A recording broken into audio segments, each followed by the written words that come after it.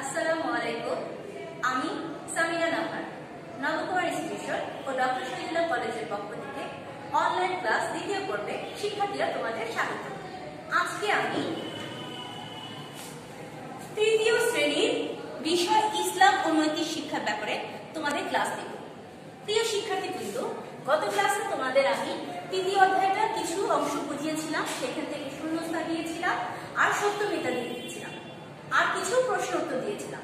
চলো আজকে তৃতীয় অধ্যায় বাকি যেটুকু আছে সেটুকু বুঝিয়ে দিই। দেখো, তৃতীয় অধ্যায় 1 লাখ থেকে প্রথমে আছে মেহমানের সাথে ভালো ব্যবহার। কি? মেহমানের সাথে ভালো ব্যবহার। 2 নাম্বার হচ্ছে জীবের দয়া।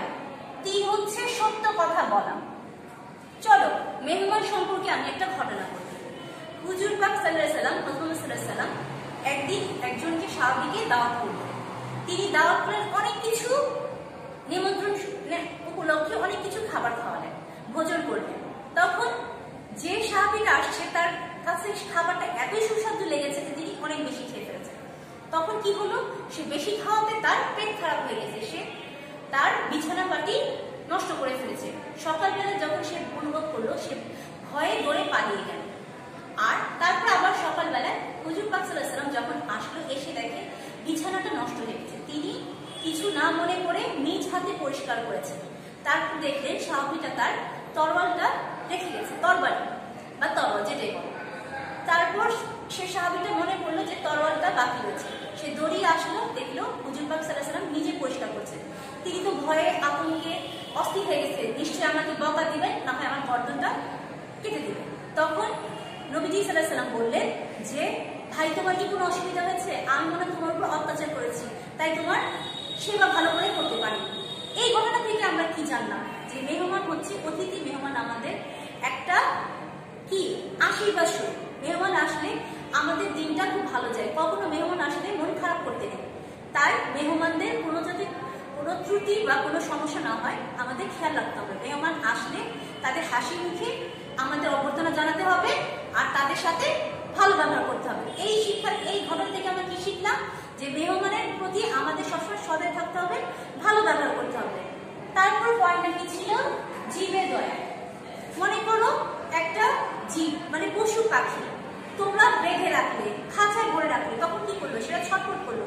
যখন দেখবে সে তুমি পশুটাকে বা পাখিটাকে মুক্ত করে দিচ্ছ, তখন তারা খোলা আকাশে বা খোলা মাঠে যখন চলে যায়, তারা স্বাধীনভাবে থাকে। তাই পশু পাখি তারা কিছু বলতে পারে না।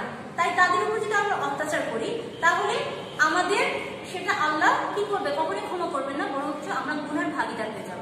তাই আমাদের জীবের সবসময় দয়া করতে হবে। জীবের দয়ার প্রতি না করলে কখনোই আমরা আল্লাহর সন্তুষ্টি লাভ করতে পারবো না। চলো দেখে নিই সত্য কথা বলা। সত্য কথা কি? একজন সাহাবী, এরকম আরেকটা ঘটনা তোমাদের বলি, যে অনেকদিন যাবত চুরি করছে। তিনি নবীজি সাল্লাল্লাহু আলাইহি সাল্লামের কাছে আসলো, বলল যে হুজুর, আমি এরকম চুরি করেছি, কিন্তু আমি এই চুরিটা ছেড়ে দিতে চাচ্ছি। তখন বলল হুজুর সাল্লাল্লাহু আলাইহি সাল্লাম যে, তুমি আগে মিথ্যা কথাটা ছেড়ে দাও। যদি তুমি মিথ্যা কথা ছাড়তে পারো, তাহলে তোমার চুরি করার অভ্যাস এমনিতেই চলে যাবে। তাহলে আমরা আজকে তৃতীয় অধ্যায় থেকে কি শিখলাম? মেহমানের সাথে ভালো ব্যবহার, জীবে দয়া আর সত্য কথা। আর মিথ্যা কথা যদি আমরা বর্জন না করতে পারি, তখন কখনোই সত্য কথা বলতে পারবো। প্রিয় শিক্ষার্থীবৃন্দ, চলো দেখে নেই আমাদের চতুর্থ অধ্যায় কি আছে। চতুর্থ অধ্যায় আছে কোরআন মজিদ শিক্ষা। এখন কোরআন মজিদে আমরা কি শিখি? দেখো পয়েন্টের নামগুলো দেখো। আরবি বর্ণমালা, নুক্তা, হরকত, তানবিন, যজম, তাশদীদ, সূরা ফাতিহা, সূরা নাস। চলো আমরা প্রথমে আরবি বর্ণমালা কি সেগুলো জানি। আমাদের আরবি যখন আমরা কায়দা করি, সেখানে আলিফ থেকে ইয়া পর্যন্ত যে 29টি শব্দ আছে সেটাকে আরবি বর্ণমালা বলে। তাহলে এই মোট 29টিকে আমাদের কি বলে? আরবি বর্ণমালা। আরবি বর্ণমালা আমরা কোন দিক থেকে পড়বো? ডান দিক থেকে। বাংলা যেমন আমরা বাম দিক থেকে পড়ি, আর হচ্ছে আরবিটা কি পড়তে হবে? ডান দিক থেকে।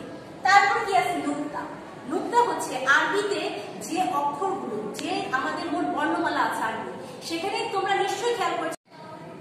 প্রিয় শিক্ষার্থীবৃন্দ, আরবি বর্ণমালায় কিছু তোমাদের নুক্তা দেওয়া আছে, ফোঁটা দেওয়া আছে। মনে করো সেটা উপরেও দেওয়া আছে, মাঝখানে দেওয়া আছে, নিচেও দেওয়া আছে। এই যে এক বা একাধিক যে ফোঁটাগুলো আছে, সেই ফোঁটাকে আরবিতে নুক্তা নুক্তা বলে। তাহলে নুক্তা কাকে বলে? আমরা শিখলাম আরবি বর্ণমালায় উপরে, মাঝে, নিচে এক বা একাধিক যে ফোঁটা চিহ্নগুলো ব্যবহার হয় তাকে নুক্তা বলে। তারপর আছে হরকত। হরকত কাকে বলে? যখন এক জবর, এক জের ও এক পেশকে কি বলে? হরকত বলে। এর আগেও তোমরা ধর্মতে হয়তো জেনেছো। এখন 4 নম্বর প্রশ্ন হচ্ছে তানবিন। তানবিন কাকে বলে? যেমন আমরা একটু আগে জেনেছি হরকতে এক জবর, এক জের ও এক পেশকে হরকত বলে, সেরকম 2 জবর, 2 জের ও 2 পেশকে তানবিন বলে। তাহলে আমাদের নিচে চলে যাও যজম। যজম চিহ্নটা কাকে বলে? যে উপরে আমাদের চিহ্ন একটা আছে, একটা তীরের মতো চিহ্ন আছে, মানে ভি এর মতো, উল্টা ভি এর মতো একটা চিহ্ন আমাদের বসাতে হয়। সেই চিহ্নটাকে আমরা আরবিতে যজম বলি। যজমের আরেকটা নাম আছে, সেটা হচ্ছে সাকিন। যখন কখনো বলবা যে সাকিন আমরা ব্যবহার করছি, তখন আমাদের হয়তো চিন্তা আসতে পারে যে সাকিন জিনিসটা কি। তখন আমাদের মাথায় রাখতে হবে যে যজমের আরেক নাম হচ্ছে সাকিন। তাই সাকিন বা যজম দুইটা যেটাই থাক, তোমরা সে চিহ্নটা দেখলে তোমরা চিনবে।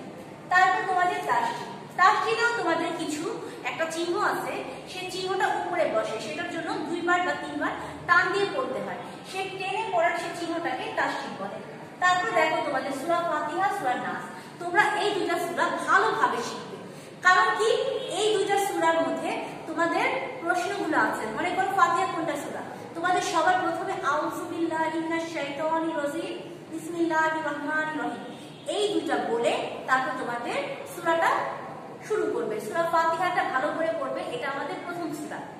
সূরা ফাতিহা কোনটা? আলহামদুলিল্লাহি রাব্বিল আলামিন। আমি প্রথম লাইনটা বলে দিলাম, তারপরে তোমরা বাকিটা শিখে নিও। আর সূরা নাসটা কোনটা? হচ্ছে বিসমিল্লাহির রহমানির রহিম বলে কুল আউযু বিরাব্বিন নাস, মালিকুন নাস, এই যে 2 লাইনটা বললাম, এরপরে যে শব্দগুলো, যে বাক্যগুলো আছে তোমরা বাসায় শিখবে। প্রিয় শিক্ষার্থীবৃন্দু, চলো দেখে নেই আমাদের কিছু সংক্ষেপে উত্তর দিতে হবে। তোমাদের 1 নম্বর প্রশ্নটা হচ্ছে কোরআন মজিদের ভাষা। কোরআন মজিদের ভাষা উত্তরে লিখবে কোরআন মজিদের পুরো কথাটা লিখবে ভাষা, আর কি এর জায়গায় লিখবে আরবি। সরিয়া বসানো বসাবি আরবি। তাহলে কোরআন মজিদের ভাষাটা কি? আরবি। দ্বিতীয় প্রশ্নতে দেখো আরবিতে এরকম একটা চিহ্ন, উল্টা ভিয়ের মতো একটা চিহ্ন আছে, সেই চিহ্নটিকে কি বলে? আরবিতে এই চিহ্নটা লিখবে, লিখে বলবে এই চিহ্নটিকে যজম বলে। যজমের আরেক নাম লিখে বলেছি সাকিন। তোমরা এভাবে লিখতে পারো আরবিতে এই চিহ্নটিকে যজম বা সাকিন বলে। আমি শুধু যজম বলে লিখেছি, তোমরা সাকিন, যজম বা সাকিন বলে এটা লিখলেও হবে। তারপর দেখো মাদের হরফ কয়টি? আমরা আরবি অক্ষরে কিছু টেনে পড়তে হয়, সেই টেনে পড়াটাকে মাদ বলে। সেই মাদের অক্ষর মোট 3টি। তাহলে উত্তরে কি হবে? মাদের হরফ 3টি। তাহলে মাদের হরফ কয়টি? 3টি। তারপর প্রশ্নতে কি আছে? আরবিতে এই যে দ্রব্যের মতো কিছুটা চিহ্নটিকে কি বলে? তাহলে আরবিতে এই চিহ্নটা ভালো করে দেখো, এইভাবে করে এই চিহ্নটা, যেটাকে আমরা কয়েকবার একটু বারবার করে করব, সেটা চিহ্নটাকে আমাদের কি বলে? তাসদিদ বলে। চলো দেখে নিই আরেকটা প্রশ্ন আছে, সেটা কি আছে? নুক্তা কাকে বলে? আরবি হরফের নিচে বা উপরে এক বা একাধিক ফোঁটা দেখা যায়, এই ফোঁটাটাকে নুক্তা বলে। কিছুক্ষণ আগে আমি তোমাদের নুক্তার ব্যাপারে বুঝিয়েছি। তাহলে তোমরা এই যে প্রশ্নগুলো, সংক্ষেপে প্রশ্নগুলো শিখলে সেটা বাসায় ভালো করে শিখবে। তোমাদের কিছু বাড়ি কাজ দিলাম, বাড়ি কাজ পৃষ্ঠা আছে দেখো 39, 3 9 39, 40, 61, 62, ঠিক আছে? 61, 62 এই পৃষ্ঠায় তোমরা কি করবে? তোমাদের আরেকটা পৃষ্ঠা আছে, সেটা পৃষ্ঠাটা আমি লিখে দিচ্ছি। এই পৃষ্ঠাটা ও 60 পৃষ্ঠা, এই কয়েকটা পৃষ্ঠা আছে। দেখো তোমাদের 60 পৃষ্ঠা মিসিং হচ্ছে, তাই পরে লিখে দিয়েছি। এই কয়েকটা পৃষ্ঠা তোমাদের ছোট প্রশ্ন, সঠিক উত্তর, শূন্যস্থান পূরণ আছে, আর হচ্ছে এই পৃষ্ঠাগুলোর মধ্যে তোমাদের ছোট বড় প্রশ্ন আছে। মোট কথা তোমরা অধ্যায় 3 আর 4 ভালোভাবে বাসা রিডিং করবে। প্রতিটা লাইন দেখে দেখে ভিতর গভীরভাবে দেখবে। সেখান থেকে কিছু শূন্যস্থান তোমাদের এনে করিয়েছি, আর আরো কিছু দিয়েছিলাম, সেগুলো তোমরা বাসা অনুসরণ করবে। আর পৃষ্ঠা নাম্বারগুলো খেয়াল করবে যে পৃষ্ঠায় কি কি প্রশ্ন আছে। তাহলে মোট কথা তোমাদের 3য় আর 4র্থ অধ্যায় তোমাদের শূন্যস্থান, ছোট বড় প্রশ্ন, মানে সংক্ষিপ্ত প্রশ্ন আর বড় প্রশ্ন, এগুলো বাসায় ভালো করে শিখবে, মুখস্থ করবে। সবাই সুস্থ থাকো। আজকে তোমাদের থেকে বিদায় নিচ্ছি। আল্লাহ হাফেজ।